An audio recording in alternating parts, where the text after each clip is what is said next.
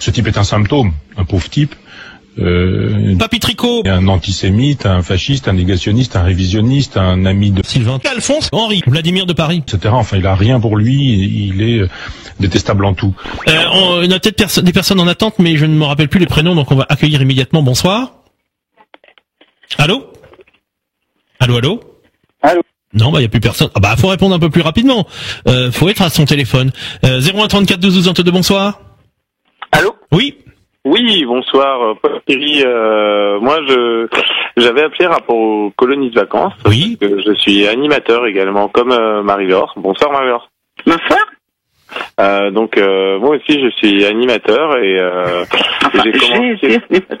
Alors, oui, moi j'ai commencé en 2000. J'ai arrêté maintenant il y a 2-3 ans.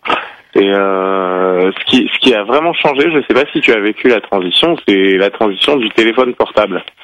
Ah non, à notre époque, il n'y avait pas de téléphone portable. Ah ouais, parce que les gamins aujourd'hui, c'est fou comme ils sont scotchés dessus, alors que je pense qu'il faut faire un sage usage de ces instruments-là.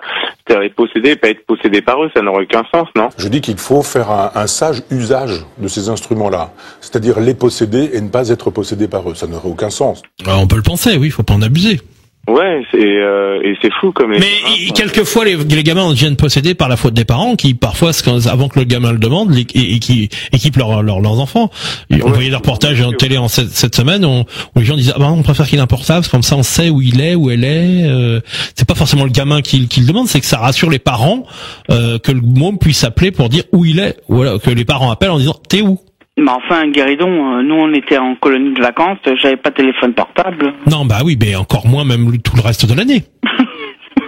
Ouais. Non mais c'est quand même incroyable qu'on vive une époque où on se dit mais alors oui c'est vrai ça peut être un plus mais à croire que les époques auxquelles nous avons vécu où on n'a pas connu cette technologie ceux qui la vivent aujourd'hui ceux et celles qui la vivent se disent mais comment ont-ils pu faire quoi d'une certaine manière. Bah là est-ce que tu crois qu'on dépend de la technologie alors aujourd'hui c'est ça? J'ai l'impression oui qu'on a une certaine dépendance à la technologie qu'on s'en rend dépendant. Et les plus jeunes encore plus. On s'en rend esclave même peut-être. Les jeunes, les plus jeunes, faut les voir avec leur téléphone, ils envoient des textos. C'est la mitraillette 100%, c'est fou quoi. Mmh. C'est incroyable. Ils ont une facilité à utiliser tout ça. L'autre fois, je suis dans le tram, ils sont tous avec leur portable et ils jouaient entre eux. Mais même les adultes, hein. Quand tu te balades, et même les adultes, ils sont la plupart du temps. Et ça suit même les gens sur la plage, hein. Les téléphones et les écrans d'ordinateur, ça suit les gens sur la plage. Ils ne décrochent plus de leur boulot, même parfois. Bah ouais, les tablettes et tout ça. Ah oui. Voilà quoi. C'est fou, c'est génial. Les gens sont connectés en permanence. Moi, pour être honnête, malgré toute cette technologie, moi, je préférais, mon époque à moi, dans les années 90, c'est vrai que moi, je suis le plus jeune du groupe, mais moi, je préférais comme c'était avant. Parce qu'avant, on pouvait communiquer comme ça et tout. Maintenant, il y a cette technologie, les gens se renferment. Le paradoxe fait que même maintenant, tu as des jeunes qui préfèrent communiquer avec leurs amis par SMS plutôt que de parler avec eux de vive voix.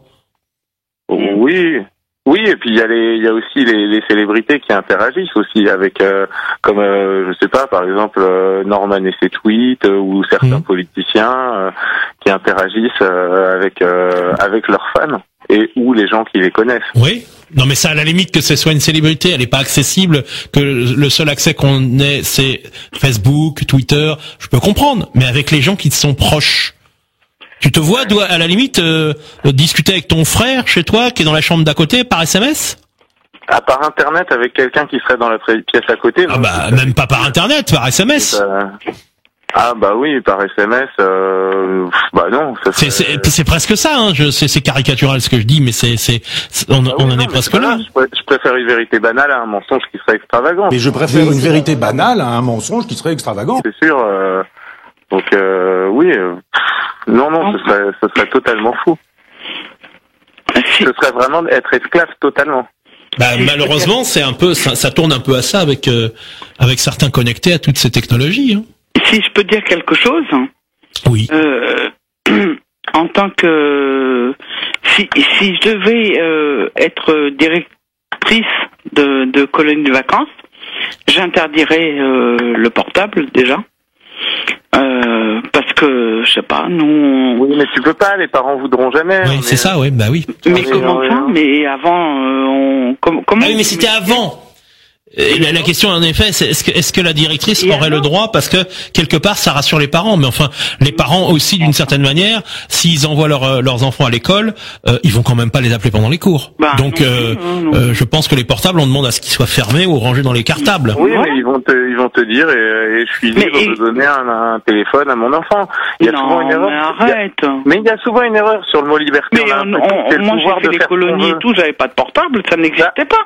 Il y a souvent une erreur sur le mot liberté. On a l'impression vraiment que c'est le pouvoir de faire ce qu'on veut, quand on veut, comme on veut. La liberté, on a l'impression que c'est le pouvoir de faire ce qu'on veut, quand on veut, comme on veut, avec qui on veut, et c'est souvent... Mais parce que maintenant, c'est la technologie des portables et tout ça. Et ça, c'est la licence. C'est pas vraiment la liberté. La liberté, ça se construit. Mais ça, c'est la licence. La liberté, ça se construit. Oui, ben avant, on correspondait et on écrivait. Oui, voilà. Oui, mais ça prenait quand même plus de temps. Oh. Ah. Tout le monde l'a su. Ah oui, tout le monde l'a su, mais... Et alors? Et on est dans le monde de l'immédiateté, non? Je sais pas. On peut très bien changer, hein. On peut... je sais pas. On est dans une période de décadence, on a perdu le sens du symbole. Oh, arrêtez avec votre décadence. Ça ne me dérangerait pas de partir dans un truc où il n'y a pas de réseau, ni internet, ni de portable, ni rien de... Moi, je m'en fous. Ouais. Oui, à l'époque, il n'y avait pas tout ça. Et alors, on s'en portait pas plus mal. On a toujours dialogué et parlé avec les gens. On envoyait des cartes postales, on écrivait une lettre. Enfin, je sais pas, on n'était pas non plus seul au monde. Ouais. Et à propos de l'odeur du furon pendant la levrette.